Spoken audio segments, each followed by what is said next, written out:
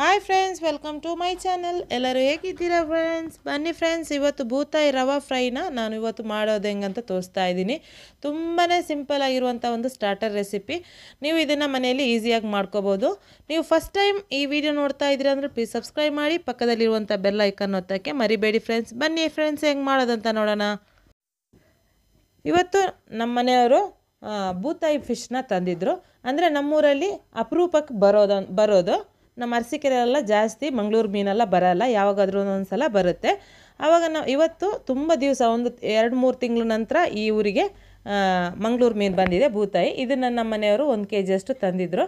ಅದರಲ್ಲಿ ನಮ್ಮ ಇಬ್ಬರೇ ತಿನ್ನೋದಂತ ಹೇಳ್ಬಿಟ್ಟು ಒಂದು ಅರ್ಧ kg ಅಷ್ಟು ನಾನಿವಾಗ ಮಾಡ್ತಾಯಿದ್ದೀನಿ. ಇದನ್ನು ನಾನಿವಾಗ ಕ್ಲೀನ್ ಮಾಡ್ತಾಯಿದ್ದೀನಿ. ಮೇಲ್ಗಡೆ ಇರುವಂತಹ ವೇಸ್ಟ್ ಎಲ್ಲ ತೆಗೆದು ಅದನ್ನು ಕ್ಲೀನಾಗಿ ಅದನ್ನು ನಾನಿವಾಗ ಕತ್ರಿಯಲ್ಲಿ ಕಟ್ ಮಾಡಿ ಹೆಂಗೆ ಮಾಡೋದಂತ ತೋರಿಸ್ತಾ ಇದ್ದೀನಿ. ಅದನ್ನು ಕ್ಲೀನಾಗಿ ಮೇಲ್ಗಡೆ ಎಲ್ಲ ರಬ್ ಮಾಡಿ ಅದರ ಮೇಲ್ಗಡೆ ಇರುವಂತಹ ವೇಸ್ಟ್ ಎಲ್ಲ ತೆಗೆದು, ಆಮೇಲೆ ಅದರ ಹೊಟ್ಟೆಲಿರುವಂಥ ವೇಸ್ಟ್ ಎಲ್ಲ ತೆಗೆದು ಕ್ಲೀನಾಗಿ ಕ್ಲೀನ್ ಮಾಡ್ತಾಯಿದ್ದೀನಿ. ಅಂದರೆ ಅದರ ಇವಾಗ ಮೊಟ್ಟೆ ಬರುವಂಥ ಫಿಶ್ಗಳು ಜಾಸ್ತಿ ಬರೋದು. ಹಂಗಾಗಿ ಇವಾಗ ಫಿಶ್ಗಳಲ್ಲೆಲ್ಲ ಮೊಟ್ಟೆ ಜಾಸ್ತಿ ಆಗಿರುತ್ತೆ. ನೋಡಿ, ಈ ಥರ ದೊಡ್ಡ ದೊಡ್ಡ ಮೊಟ್ಟೆಗಳಿದೆ. ಇದನ್ನು ನಾನು ಸಪ್ರೇಟ್ ಮಾಡ್ತಾಯಿದ್ದೀನಿ. ಎಲ್ಲ ಕ್ಲೀನಾಗಿ ಎಲ್ಲ ಫಿಶ್ನ ನಾನಿವಾಗ ಕ್ಲೀನ್ ಮಾಡ್ತಾಯಿದ್ದೀನಿ. ನೋಡಿ, ಇವಾಗೆಲ್ಲ ಫಿಶ್ಶು ತುಂಬಾ ಟೇಸ್ಟಿಯಾಗಿ ಬರುತ್ತೆ. ನಾನಿವಾಗ ನೋಡಿ ಕ್ಲೀನ್ ಮಾಡಿದ್ದೀನಿ. ಎಲ್ಲ ಕ್ಲೀನ್ ಮಾಡಿಕೊಂಡು ಮೊಟ್ಟೆನ ಮತ್ತು ಫಿಶ್ನೆಲ್ಲ ಕ್ಲೀನಾಗಿ ವಾಶ್ ಮಾಡಿಕೊಂಡು ನಾನು ಇದನ್ನು ಸೈಡಲ್ಲಿ ಇಡ್ತಾಯಿದ್ದೀನಿ.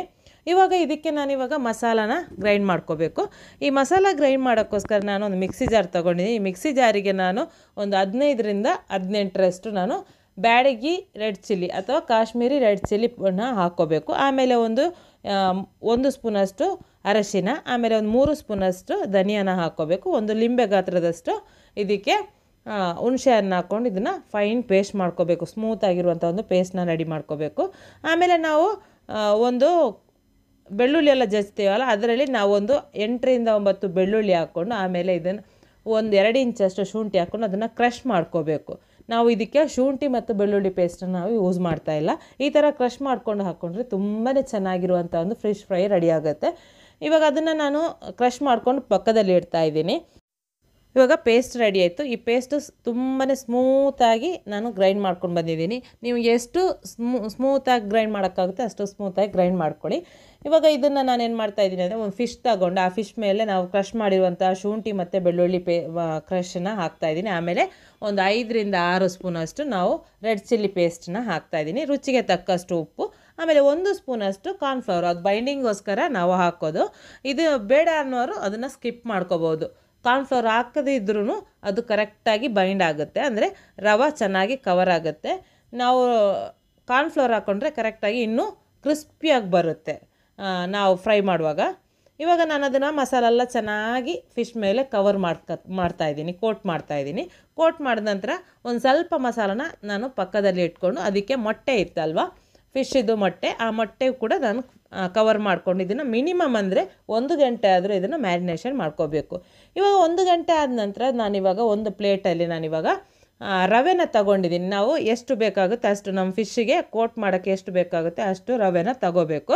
ನಾನು ಇದನ್ನು ಫಿಶ್ಶನ್ನ ಒಂದೊಂದಾಗಿ ನಾನಿವಾಗ ಕೋಟ್ ಮಾಡ್ತಾಯಿದ್ದೀನಿ. ಎಲ್ಲ 2 ಸೈಡು ಕ್ಲೀನಾಗಿ ಕೋಟ್ ಆಗುವವರೆಗೂ ಇದನ್ನು ನೀವೇನು ಮಾಡಬೇಕು, ಅದನ್ನು ಚೆನ್ನಾಗಿ ನೀವು ಮಿಕ್ಸ್ ಮಾಡ್ತಾ 2 ಸೈಡ್ ಕೋಟ್ ಮಾಡ್ಕೊಳ್ಳಿ. ನೋಡಿ, ಇವಾಗ ನಾನು ಪರ್ಫೆಕ್ಟಾಗಿ ಇದನ್ನು ಫಿಶ್ ಎಲ್ಲ ನಾನಿವಾಗ ಕೋಟ್ ಮಾಡ್ತಾಯಿದ್ದೀನಿ. ನೋಡಿ, ಈ ಥರ ಮೇಲ್ಗಡೆ ಸೈಡಿಗೆಲ್ಲ ರವೆನ ಹಾಕ್ಕೊಂಡು ಫುಲ್ಲು ಕವರ್ ಆಗಬೇಕು. ಅದುವರೆಗೂ ನೀವೇನು ಮಾಡಬೇಕು, ಇದನ್ನು ಫುಲ್ಲು ಕೋಟ್ ಮಾಡ್ಕೋಬೇಕು.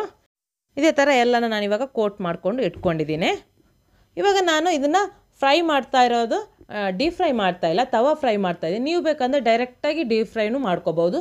ಡೀಪ್ ಫ್ರೈ ಮಾಡಿದ್ರೆ ಇದೇನು ಬಿಡಲ್ಲ. ನಾನಂದರೆ ನಮಗೆ ಡೀಪ್ ಫ್ರೈಗಿಂತ ಶಾಲೋ ಫ್ರೈ ತುಂಬಾ ಇಷ್ಟ ಆಗೋದು. ಅದಕ್ಕೋಸ್ಕರ ನಾನಿವಾಗ ತವಾದಲ್ಲಿ ಕೋಕೋನಟ್ ಆಯಿಲ್ನ ಹಾಕ್ತಾಯಿದ್ದೀನಿ. ಬಿಸಿಯಾಗಿರುವಂಥ ತವಾಗೆ ಒಂದು 6ರಿಂದ 7 ಸ್ಪೂನಷ್ಟು ಕೋಕೋನಟ್ ಆಯಿಲ್ ಹಾಕ್ಕೊಂಡು ನಾವು ಕೋಟ್ ಮಾಡಿರುವಂಥ ಫಿಶ್ ಇದೆಯಲ್ಲ ಅದನ್ನು ಹಾಕ್ಕೊಂಡು ಚೆನ್ನಾಗಿ ಇದನ್ನು ಫ್ರೈ ಮಾಡ್ಕೋಬೇಕು. ಆಮೇಲೆ ನಾವು ಆವಾಗಲೇ ಕೋಟ್ ಮಾಡಿರುವಂಥ ಎಗ್ ಇದೆಯಲ್ಲ ಫಿಶ್ಶಿದು, ಅದು ಕೂಡ ಅಷ್ಟೇ. ನೀವು ಬೇಕಂದರೆ ಡೈರೆಕ್ಟಾಗಿ ಅದನ್ನು ನೀವು ಫ್ರೈ ಮಾಡ್ಕೋಬೋದು.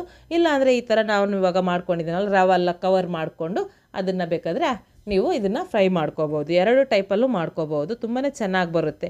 ಎಗ್ಗು ಕೂಡ ತುಂಬಾ ಚೆನ್ನಾಗಿ ಟೇಸ್ಟಿಯಾಗಿರುತ್ತೆ. ಅದು ಕೂಡ ಅಷ್ಟೇ, ಒಂದು 2ರಿಂದ 3 ಗಂಟೆ ಎಲ್ಲ ಮ್ಯಾರಿನೇಟ್ ಮಾಡಿಕೊಂಡ್ರೆ ಫಿಶ್ ಎಗ್ಗನ್ನ ತುಂಬಾ ಚೆನ್ನಾಗಿ ಬರುತ್ತೆ. ಇವಾಗ ನಾನು ಇದನ್ನು ಒಂದು 10 ನಿಮಿಷ, ಒಂದು 5 ನಿಮಿಷ ಚೆನ್ನಾಗಿ ಒಂದು ಸೈಡು ಚೆನ್ನಾಗಿ ಬೆಂದ ನಂತರ ಇದನ್ನು ನಾನಿವಾಗ ಫ್ಲಿಪ್ ಮಾಡ್ತಾ ಇದ್ದೀನಿ. ಅಂದರೆ ಇದು 2 ಸೈಡು ಚೆನ್ನಾಗಿ ಬೇಯಬೇಕಲ್ವ, ಅದಕ್ಕೋಸ್ಕರ.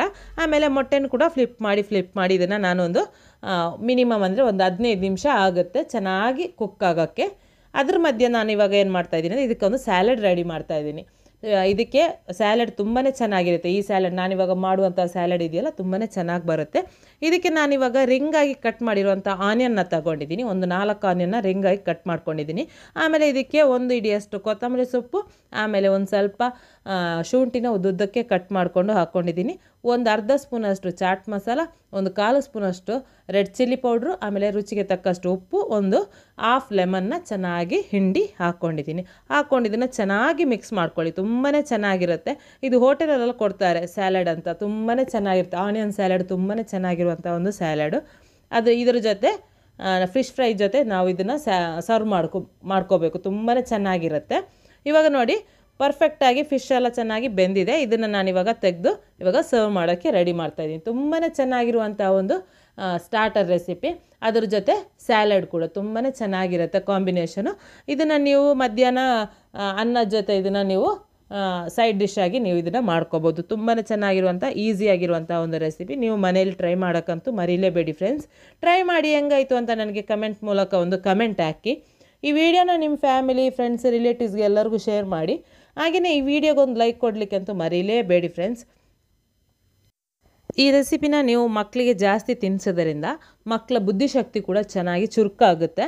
ನೀವು ಇದನ್ನು ಮಕ್ಕಳಿಗೆ ಜಾಸ್ತಿ ಆದಷ್ಟು ನೀವು ಇದು ಬೂತಾಯಿ ಫಿಶ್ನ ನೀವು ಜಾಸ್ತಿ ತಿನ್ನೋಕ್ಕೆ ಟ್ರೈ ಮಾಡಿ. ಇದೇ ಥರ ನೆಕ್ಸ್ಟ್ ಹೊಸ ರೆಸಿಪಿಯೊಂದಿಗೆ ಹೊಸ ವಿಡಿಯೋ ಜೊತೆ ಬರ್ತೀನಿ ಫ್ರೆಂಡ್ಸ್. ಬಾಯ್.